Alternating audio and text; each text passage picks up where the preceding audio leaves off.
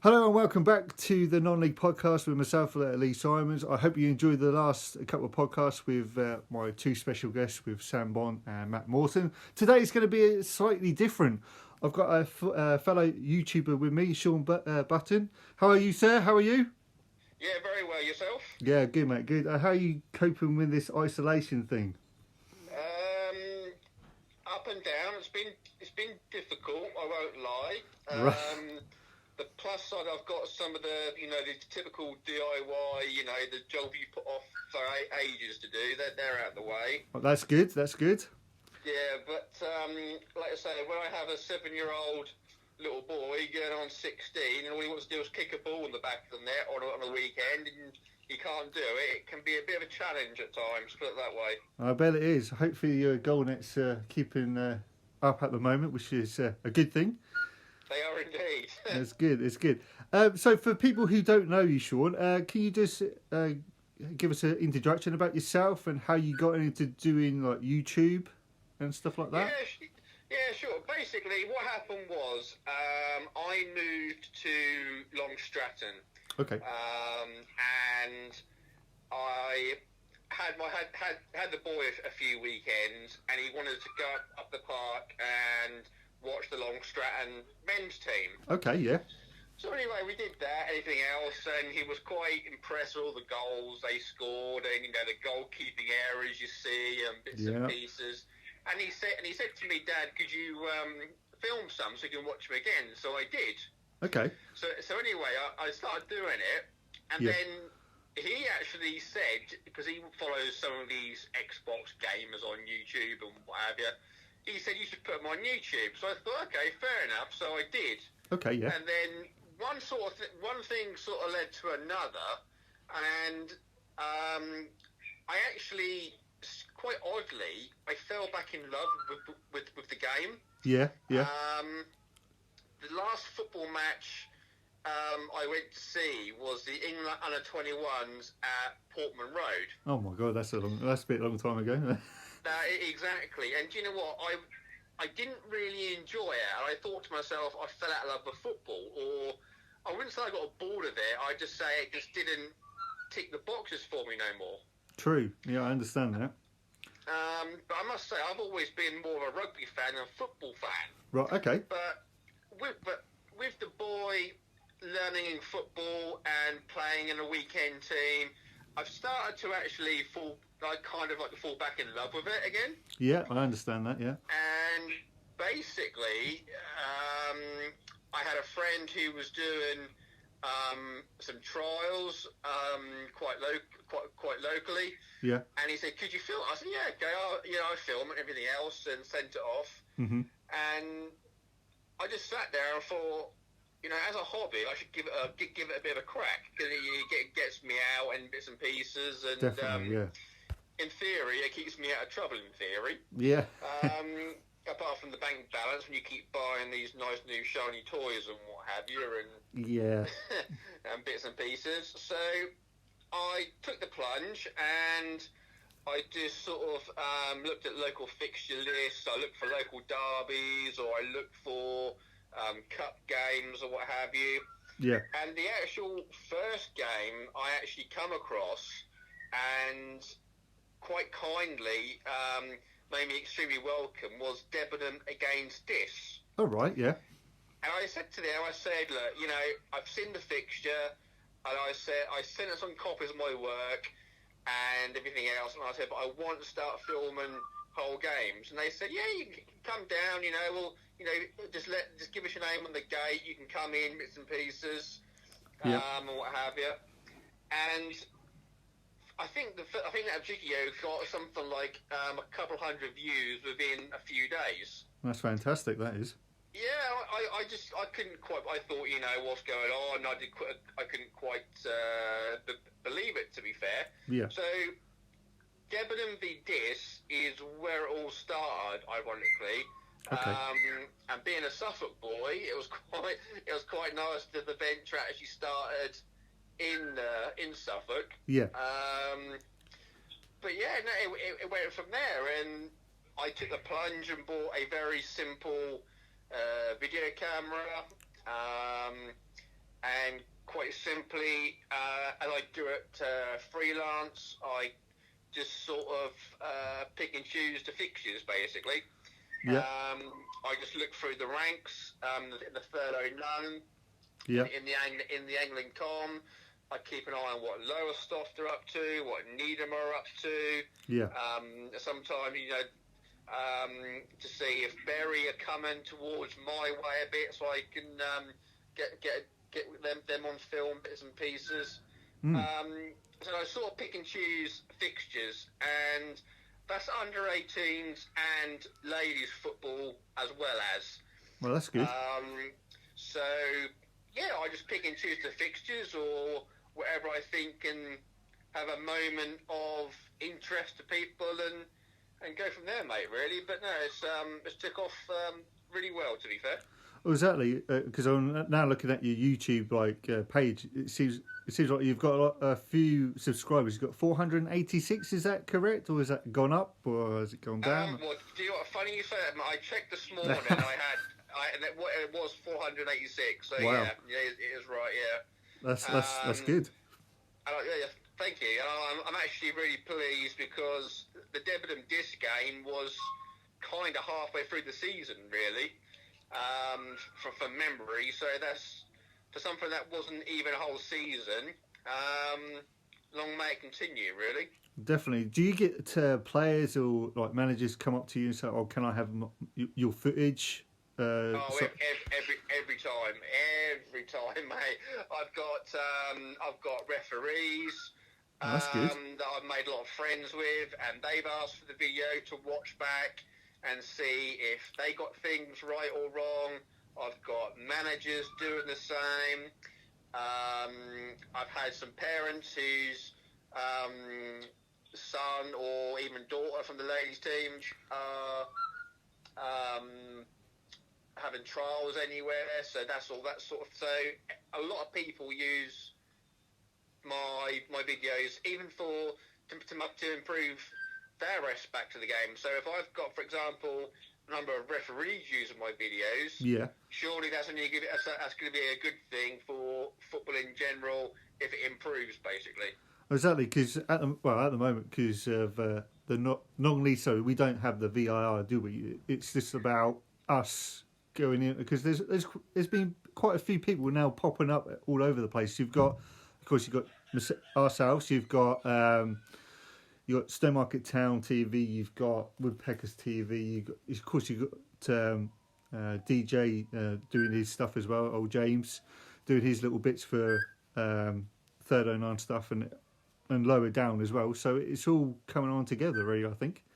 Yeah, yes, it's actually nice how we all sort of talk and get on as well, really. There's no sort of unfriendly competition, if you know what I mean. Exactly, it's all about getting that non-league out there and showing people what it's all about down in our little area.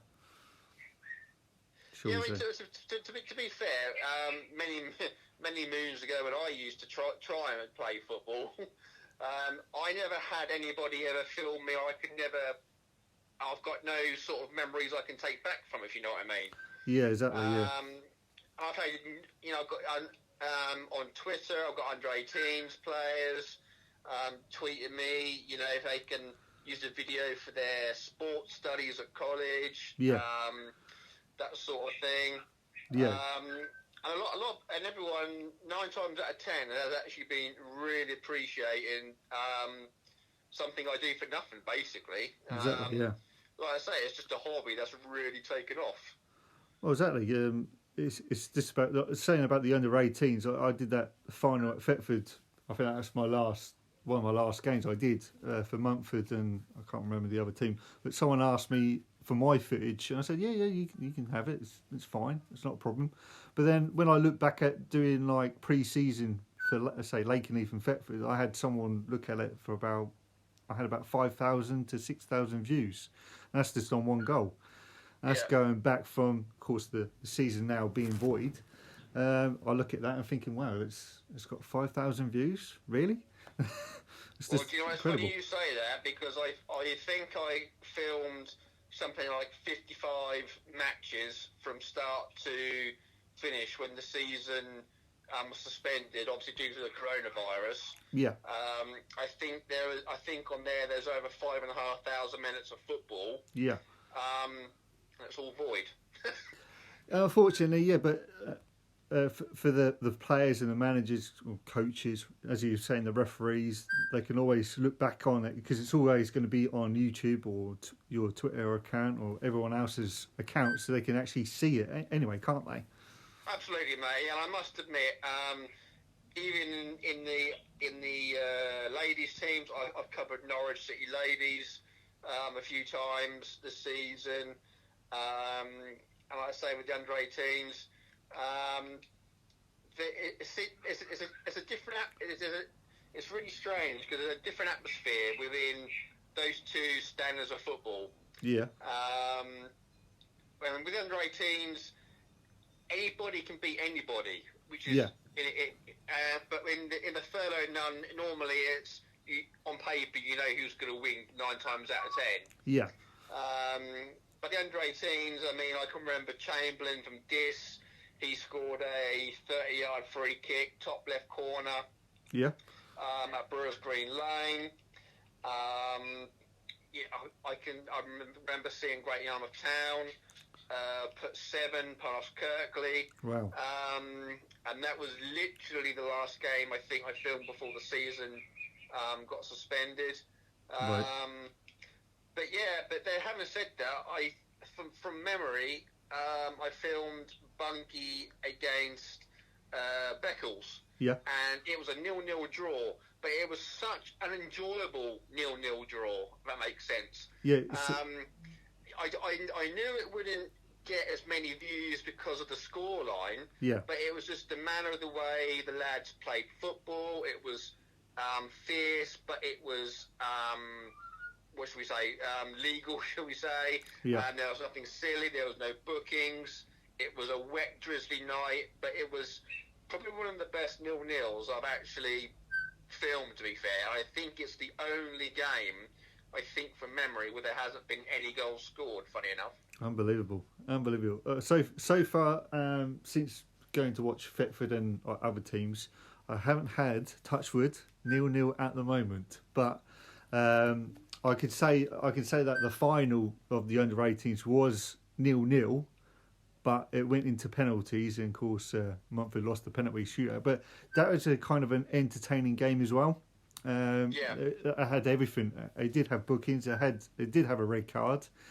It did have the supporters screaming, shouting at referees and stuff like that. But that's going to happen.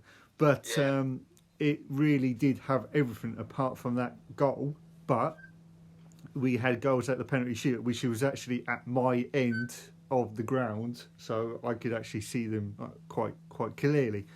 And it was good. The under 18s were pretty good. And I understand for next season, whenever next season starts, that Thetford have got a under 18 teams as well, going to be in the Third and None Youth League setup as well. So that would be good to go and see as well. Yeah, that'd be good because they haven't had an under 18 team for a while, I don't think, have they? No, we haven't. No. So they're coming on with Thetford. You've got the first team, you've got the reserves, you've got the vets team, you've got the ladies team now. I think they're going to be doing a under 16 ladies team as well, and of course the under 18s for us, and then of course you got the youth team. I think Thetford are coming up, up, and of course you got Matt Morton there now for nearly, we're about to start a season fully with a pre-season and the players what he wants to bring in. He didn't tell me what players he was going to be bringing in, but we'll see what happens with them, really. Yeah, cool. So, which is good. So, Shaun, with doing your video, what was the best game you've actually seen, apart from the 0-0? You're saying about the 7-0. Was that a really entertaining game for the under 18 game you saw? It was, but my best game would be, I think, to be fair, would be Paul Reeder's Norton against Mutford and Wrentham. Okay, yeah. I think, top of my head, that's Division 5 in the com, I think. Oh, right, okay. It was first v second, local derby, race for the title, you name it. It was everything was there. The sun was shining. The pitch was absolutely pristine. Wow. From memory, Norton went 1-0 up. From both sides, there were shots from out the area. There was fingertip saves from both sides. And I think in the last 10 minutes, Mutford came back and actually won 2-1. Wow.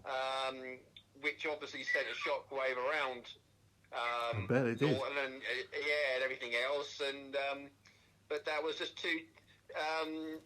Mutford had two decent chances, and they took them basically. Yeah.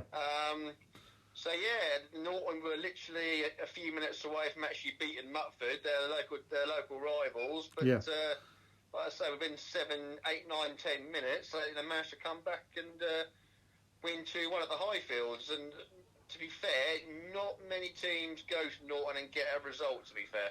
No, you're right there, because the Anglian Combination League, there seem to be they're coming up a good standing, because you've got Henley, they're pretty good. You've got Claydon, you've got Crane Sports as well, because they've won the league quite a few times now. And they're coming up with video footage as well, which is good as well. So at least those leagues are now coming up. You now can see them coming in, because we had a player called, I think it's Jake Rudge from Claydon. He actually went to Woodbridge a couple of seasons ago, and he did score a few goals on his debut as well. And I think he scored a hat-trick against Thetford as well. I can't remember, but I think he did. And then, of course, all the standards are pretty good, really.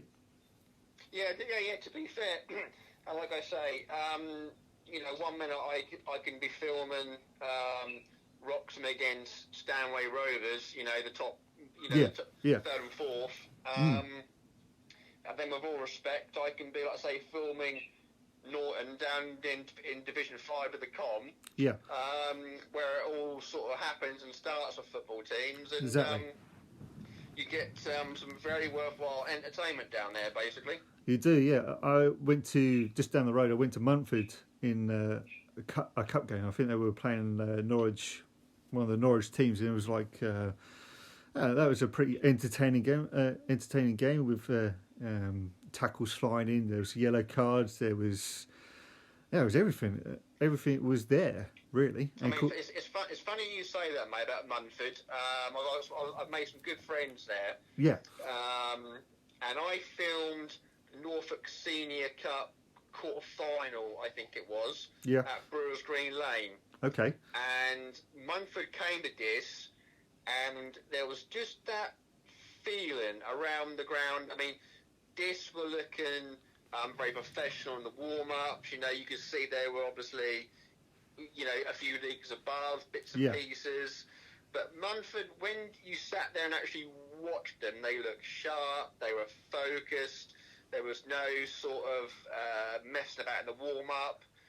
Everyone was on the ball, literally, excuse the pun, exactly, literally. Yeah. It makes sense. And as soon as the whistle blew, I mean, like you say, tackles were flying in, but there was no bookings because there wasn't needed. No. I mean, it got a little bit interesting towards the end, but that was just tempers boiling over. Of course. Munford done the job on this, and they went to Brewers Green Lane and put this at the Norfolk Senior Cup final, where I think most of Norfolk would possibly think, well, apart from Munford, obviously, but most of Norfolk were thinking, on paper, just were going to be the worthy winners, really. Exactly, yeah. Munford have been doing pretty well, really, before the virus broke out, and I think they did make it to a couple of finals. They were challenging for the league as well. They've got a pretty good setup, I think, down there. Yeah, I think, like I said, they're looking nice and tidy. I think if they can keep it all together, I think that's one of the teams that you can just look at and you think that they could definitely give a good challenge and potentially go places, I think. Well, yeah, exactly. Yeah, definitely. Well, hopefully they can, get promotion, move the club forward, maybe get into the third or none, either North or South division. and maybe challenging the Premier Division, really, especially because they do have a few Thetford old boys in there, which I kind of know, and because I basically had a free weekend really, and I just tweeted out saying, "Oh, where shall I go today? Who's on?" And one of the Thetford former players, he tweeted me saying, "Why don't you come to Montford? We're at home." Oh, okay, why not?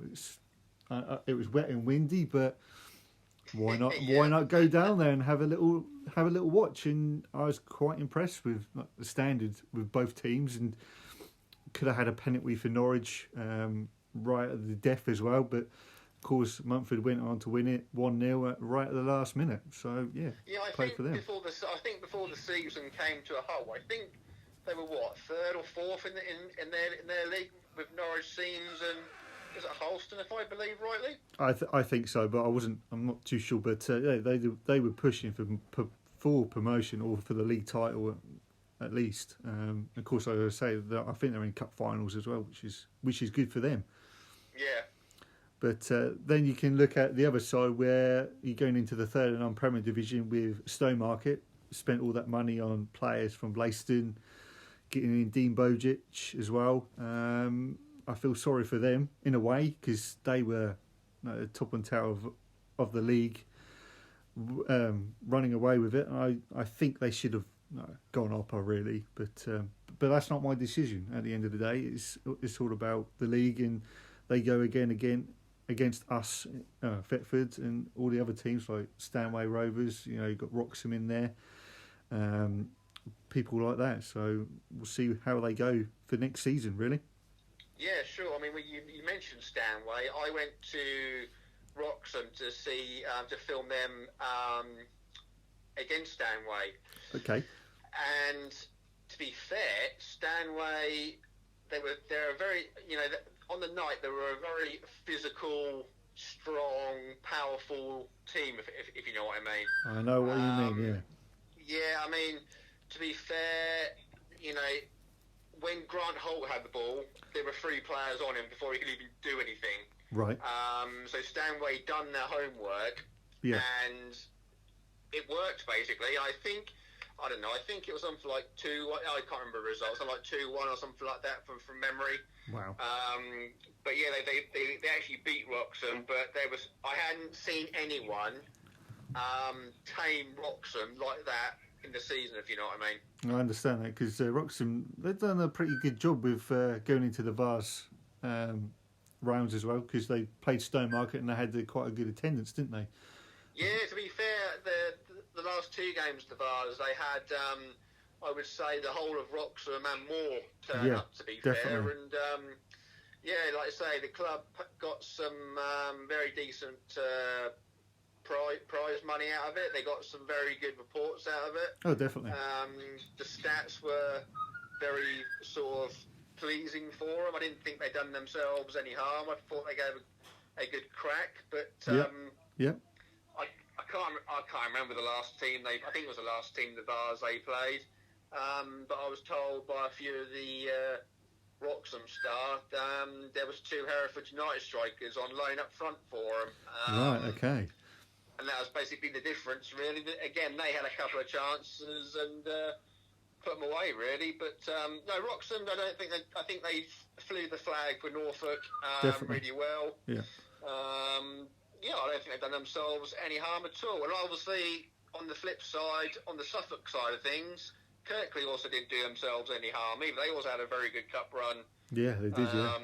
Keeping the Suffolk flag flying. But it was nice to see a couple of teams like that still in the last few rounds of the Vars, really. But unfortunately, it wasn't to be. Exactly. With the Vars Cup, I think Thetford got knocked out in the first round, but never mind. That doesn't matter. But with Wroxham, Stowmarket in there, Kirkley and Pakefield in there, they've done really well, I thought. So yeah, absolutely. So hopefully next season, with the standard, I think we'll be rising up, especially with Thetford. You've got Stanway Rovers, Mildenhall down the road as well, Newmarket as well. All the teams in the Premier Division, I think, will be in a better position anyway. It almost comes across now when you look at things on Twitter and Facebook and what have you. When you sort of sit there and scroll through your news feed at the moment, it almost sort of comes across like, okay, this season was void. Yeah. We can't. Some people got away with it. Some people are unfortunate about it. Yeah. But there just seems like a lot of clubs are even getting their shit together a lot more than what I did this season, if you know what I mean. It's going to be really interesting, to be honest. Exactly, yeah. Especially our friends in Galston as well. They're getting their act together. I think that they're now with the two joint managers. I think they're putting their stamp on of the club, and they want to bring in what they want to bring in. They want to use the youth players as well. So hopefully, we can see them up with the top as well. So it's going to be a very interesting season, I think. Yeah, well, to be fair, you said an interesting season. I went to Galston to film them against Walshamley Willows. Okay, yeah. And it was at the stage I filmed them, it really was the relegation 6-pointer, basically. Yes. If Galston lost, I think heads would have dropped massively, whereas Walshamley Willows had a bit more of a bit of breathing space, but not by much, basically. Yeah.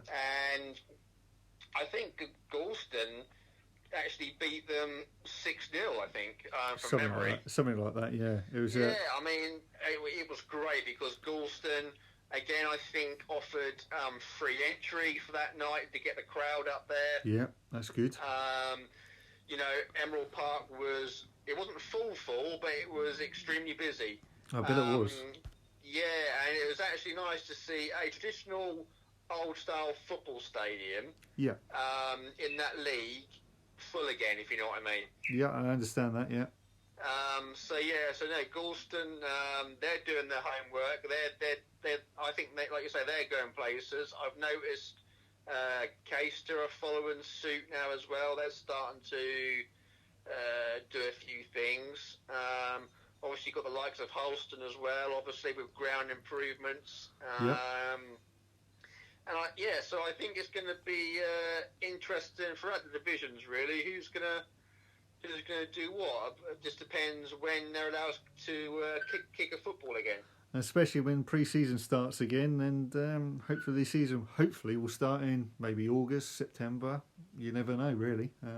It's a shame, really, because I had 99% of the cup finals booked and authorised to go film. Yes, I know you're feeling. Yeah, and all that happens, and I just, I'm in touch with Norfolk FA and Suffolk FA and bits and pieces about it, but filming the game of football is the easy bit. Yes, it is. Yeah. It's the stuff at home where you either edit or add or include or tweak. That's the bits that take the time for me, if you know what I mean. I know what you mean, yeah. Yeah, I mean, like I say, taking a camera, press and record, that's easy. That's the easy part. With all respect, anybody can do that. It's just the case, like I say, it's the homework. Definitely, yeah. At the end. And then if a newspaper wants a report as well, you've got that side of the fun to do as well, so football keeps me out of trouble, put it that way. Well, that's a good thing. It's a good thing. It's like I was going to go to watch the Norfolk the final at Curra Road with Derham and is it the UEA? I wanted to go and do that. I was in touch with the Norfolk FA about that and see if I could go down there and film as well. So that was on my cards, and then hopefully Mumford we're going to get into a final as well. I might have gone to see them as well. But I did manage to do one cup final, which is at the under-18s cup final at Thetford, and that's one on my list, which is good. But then hopefully for the next season, there'll be a bit more with Thetford, maybe the reserves, maybe the under-18s, maybe if I get a chance to do the ladies as well, the vets team, or even more might have come up with it. I don't know. Maybe because, especially with this coronavirus, lockdown, I can manage to do my podcasts. So I've already managed to do 3, which is good. Hopefully a few more are going to be lined up. so which is good. So I might have one from Galston, one of the managers, come and join me next week, and then hopefully you got someone from Berrytown coming to see me as well, or speak to me as well, and then a few more Thetford players, maybe the chairman as well, and stuff like that. So that's all ticking over. But the main thing is, we would just want to get back to the filming football really, and go and watch it. It's just you know, like you say, today the sun's shining and there's a bit of a breeze, but you know, it's perfect football. It's perfect sport weather, isn't it? Really, it's just a bit frustrating at the moment. Definitely, especially well, going back from Easter Monday, I would have been there at Swaffham against Thetford, and actually that day was quite nice. It was quite hot. It was good for football. I would have gone to that game straight away, I think. Well, it's funny you say that, mate, because I've removed most of my notifications, my calendar of where I was going to go and who I was going to film. Yeah. And there's one or two that I just, for whatever reason, didn't delete, because I thought there may have been a chance later on in this virus, it may have gone ahead and what have you, but it hasn't. I'd sit there and think, God, what a bloody good game that would have been to film, or, you know, you're looking forward to seeing people, and everything else. But one thing about going to grounds and going to different places, everything else, it's just it's so appreciated how friendly everybody is. Oh, exactly. Yeah, it is good. I've made so many new friends very quickly and for all the right reasons. You know, and it's just nice to have my inbox pinging all the time. Definitely. You know, when certain teams got a certain fixture, can you fill it? Yeah. And I just say to everybody, basically, all I can say is just send me a message, and I will consider it. I can't always. I don't promise.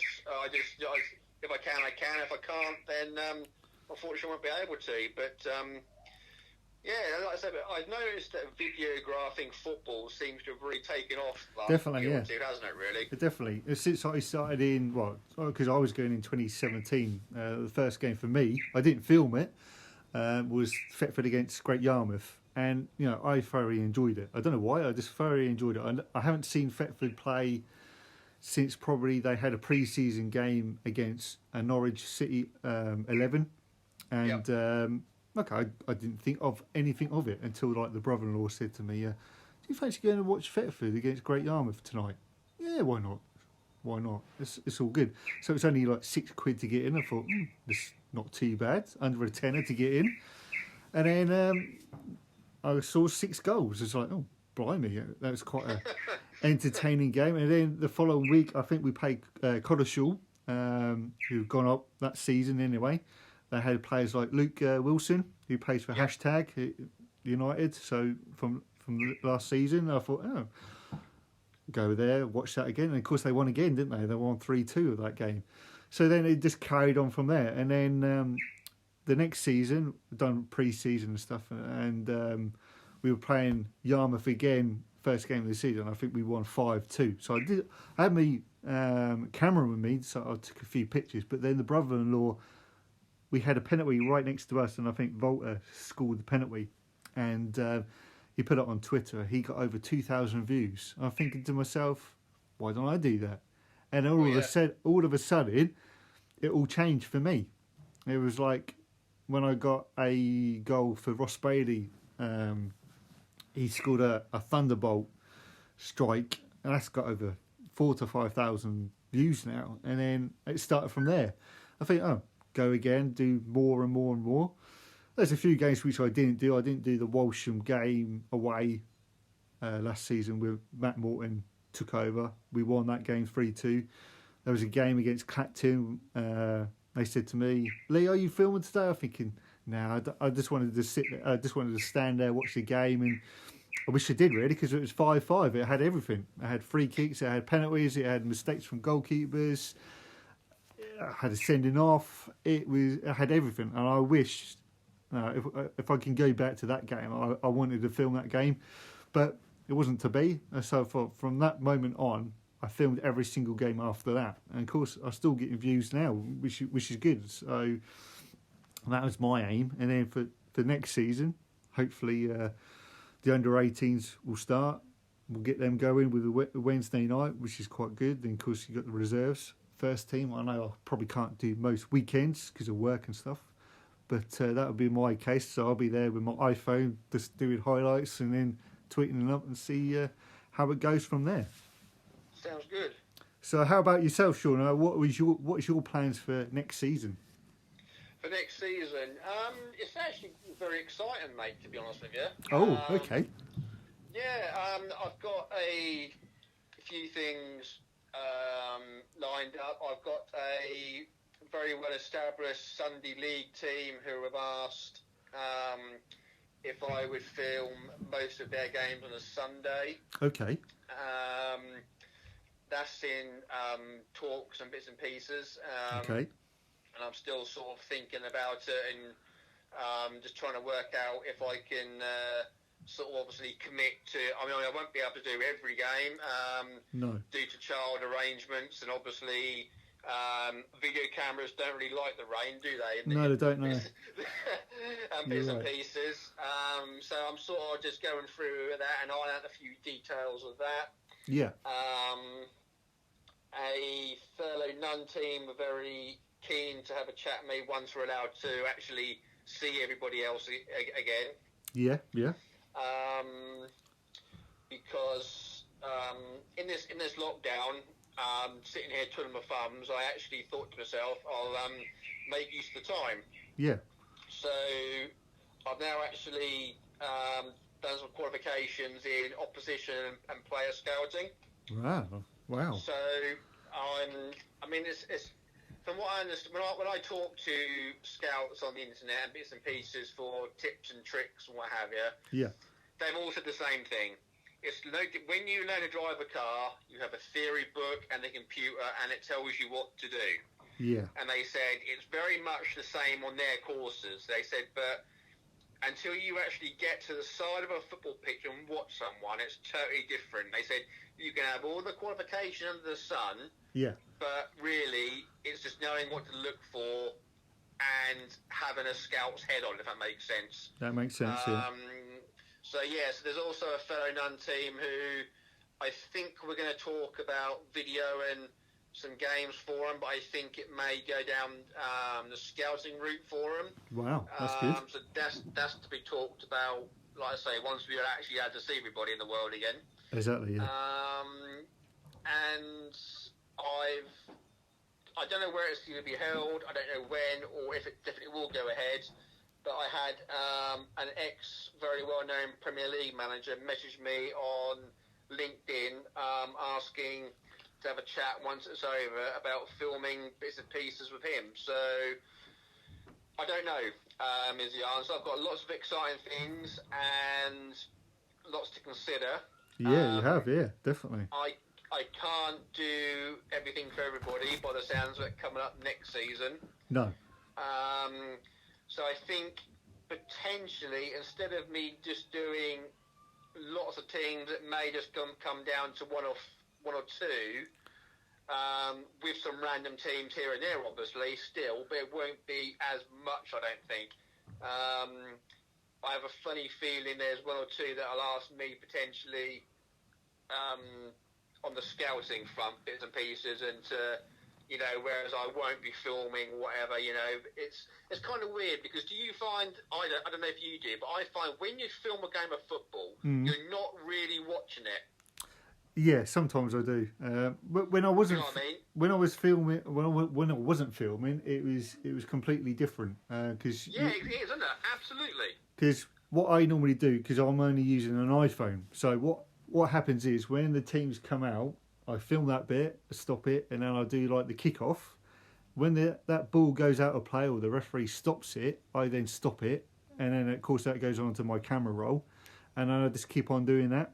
And then if there's, say, a goal or there's like a big incident or whatever, or a red card or whatever, I then put that onto Twitter or wherever, or social media, to see, for fans who are not there or fans of a different club or Anything else, I put it up straight away. I don't normally try and have it all together. I know some people do the whole game, or they do those clippets or highlights.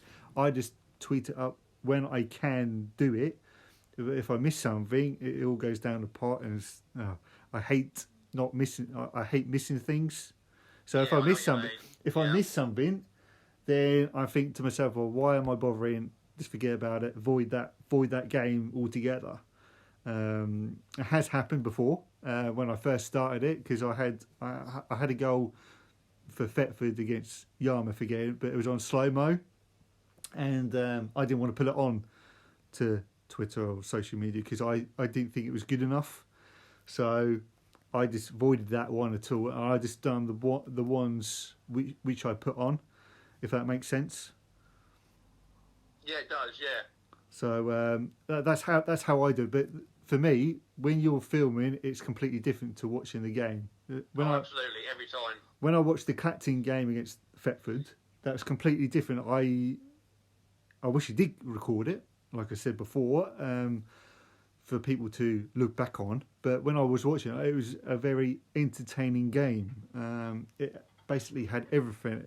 It had free kicks, goals. It had, as I was saying, mistakes and everything else. But there's like little things what you miss when you're videoing, because you don't see that incident, or because you're following the play, and then you might miss something else.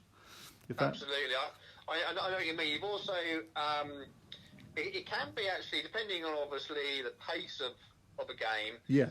It can be quite mentally tiring as well, because if you've got a team that are trying to play fast football, you've also, if the goalkeeper's got the ball, you've got to actually be ahead of him to think to where he's going to kick it, to know where to film.